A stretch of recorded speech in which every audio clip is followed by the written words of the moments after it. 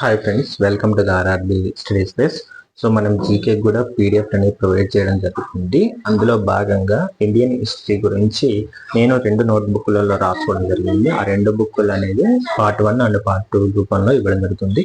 ఇదైతే NCERT based అయితే కాదు. సో మా యొక్క రూమ్లో ఒక సీనియర్ అన్న రాసుకున్నటువంటి నోట్స్ని నేను మళ్ళీ అప్పట్లో నేను ప్రిపేర్ అయిన టైంలో నేను మళ్ళీ ఒకసారి ఆయన నోట్స్ నీట్గా రాసుకోవడం అనేది జరిగింది. అంతే తప్ప ఇదైతే ఎన్సీఆర్టీ అయితే కాదు. సో దయచేసి గమనించి తీసుకోగలరు. సో మన పీడిఎఫ్లు ఎలా ఉంటుందంటే మన నోట్స్ ఇప్పుడు చూడండి, మత ఉద్యమాల గురించి ఇది పార్ట్ 2 అనమాట.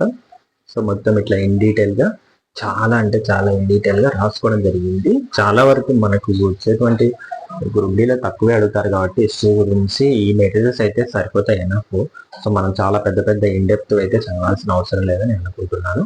సో మొత్తం అట్లా ఈ విధంగా దాదాపు ఒక 150 నుంచి 160 పేపర్లు ఉంటుంది. మొత్తం అంతా కూడా నీట్గా రాసుకోవడం జరిగింది. చరిత్ర గురించి ఎవరైనా కావాల్సిన వాళ్ళు స్క్రీన్ పైన ఉన్నటువంటి ఇట్లా ప్రాంతీయ రాజ్యాల గురించి, తర్వాత అయోధ్య గురించి, అశోకుద్దౌలా హైదరాబాద్ గురించి, అలాగే జాతీయ ఉద్యమాల గురించి కూడా ఉంటాయన్నమాట ఇందులో భాగంగా. సో వేరే వేరే జరిగినటువంటి సంస్కరణలు, ఉద్యమాలు, తర్వాత జాతీయ ఉద్యమాలు కూడా, ఐఎన్సి ఇండియన్ నేషనల్ కాంగ్రెస్ గురించి కూడా చాలా వరకు అన్నీ ఉంటాయన్నమాట.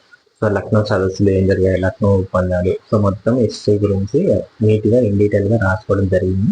సో ఇది ఎవరైనా కావాలనుకుంటే మాత్రమే సో మీరు స్క్రీన్ పై ఉన్నటువంటి నెంబర్కి వాట్సాప్ చేసి తీసుకోగలరు.